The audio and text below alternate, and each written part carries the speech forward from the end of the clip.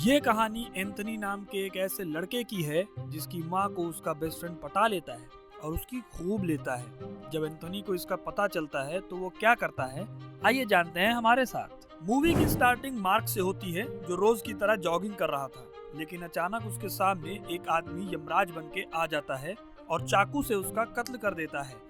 ये कत्ल किसने किया और क्यों किया, ये आपको मूवी के एंड तक खुद ब खुद पता लग जाएगा।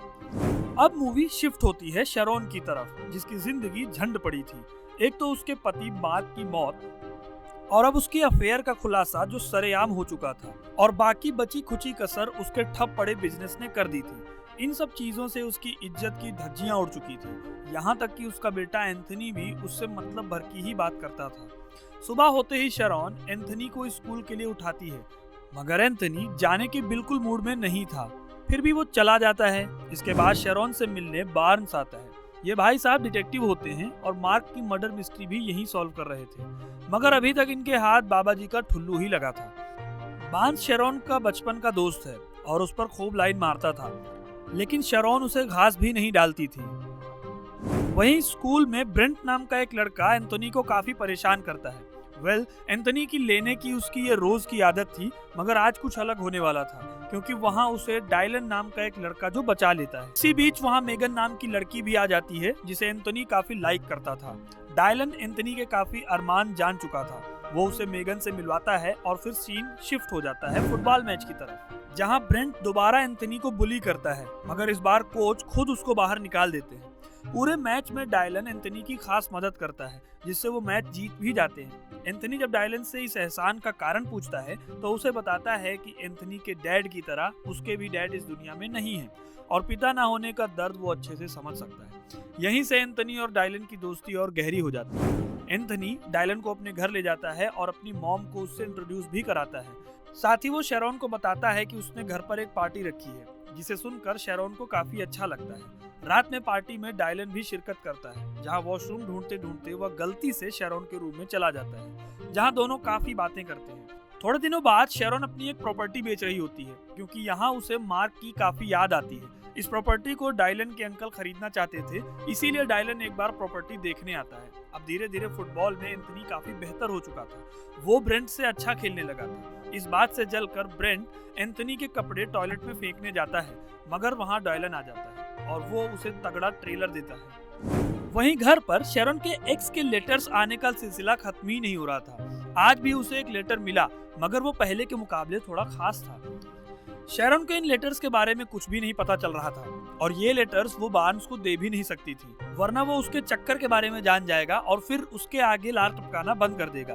उधर डायलन एंथनी के सपोर्टर के अलावा उसका लव गुरु भी बन चुका था, और उसके कहने पर अब एंथनी मेगन से डेट के बारे में पूछता है तो वो मान जाती है और डायलन की कार लेकर उसे डेट पर ले जाता है। कार जाने के बाद डायलन को एंथनी के घर पर ही रुकना पड़ता है, जहाँ सिर्फ वो और शैरोन ही थे। दोनों एक दूसरे से बातें करते हैं, और फिर जब शैरोन बाथरूम में नहाने गई तभी वहाँ पर डायलन भी आ जाता है और अपने कपड़े उतार कर शैरोन को खड़े खड़े घोड़ी बनाने लगता है। शैरोन को काफी दिन बाद ऐसा मजा मिल रहा था, और यहीं से इन दोनों का अफेयर शुरू हो जाता है। उधर डेट के दौरान एंथनी और मेगन की भी पप्पी झप्पी हो जाती है, और फिर वह घर वापस आ जाते हैं। अपनी कार लेकर जब डायलन घर पहुंचता है तो हमें यहाँ उसकी झूठी दुनिया के बारे में पता चलता है। दरअसल दोस्तों, डायलन एक छोटे से कमरे में रहता था, और शैरोन को अब तक जितने लेटर्स मिल रहे थे उसके पीछे भी डायलन का ही हाथ था। यानी कि दोस्तों, एंथनी से दोस्ती करना, उसकी मॉम के ऊपर चढ़ना, ये सब कोई इत्तेफाक नहीं बल्कि साजिश है। ऐसे में एक दिन ब्रेंट मेगन से कहता है कि डायलन जैसा दिखता है वैसा है नहीं। शायद उसे डायलन की सच्चाई का अंदाजा लग गया था। वो मेगन से कहता है कि अगर मेरी बात पर विश्वास नहीं है तो जाकर उसकी फाइल चेक कर सकती हो, दूध का दूध और पानी का पानी हो जाएगा।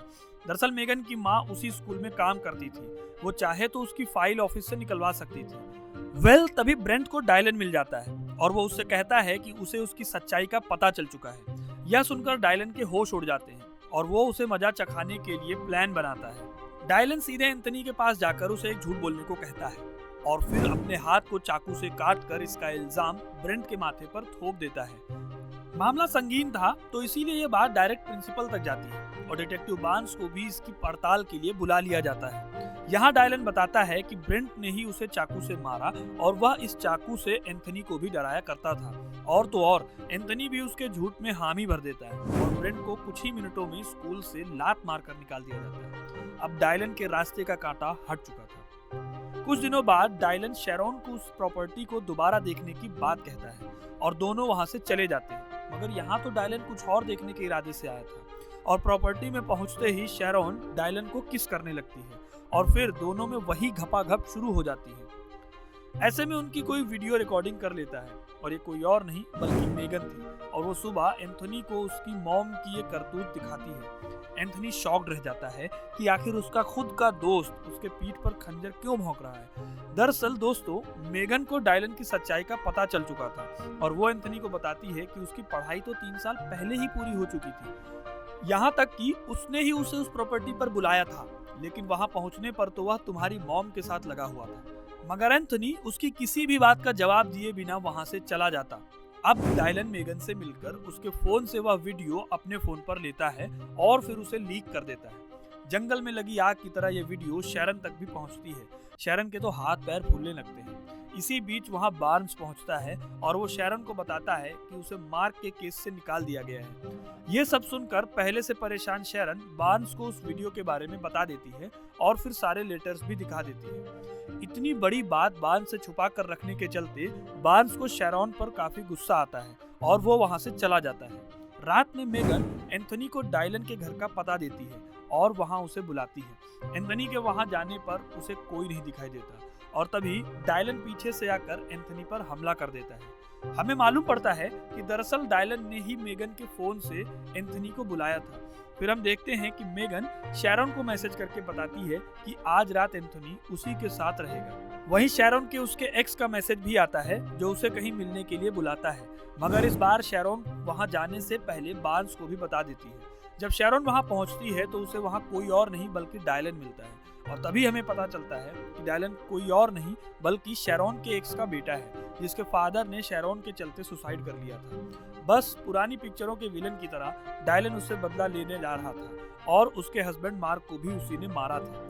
अब डायलन शैरॉन के हाथों में चाकू देता है और खुद को मारने को बोलता है। ऐसा न करने पर वह उसके पास बंदी बने एंथनी को जान से मारने की धमकी देता है, लेकिन शैरॉन उसकी एक भी नहीं सुनती। उल्टे वो चाकू डायलन पर मार के वहां से भागने लगती है।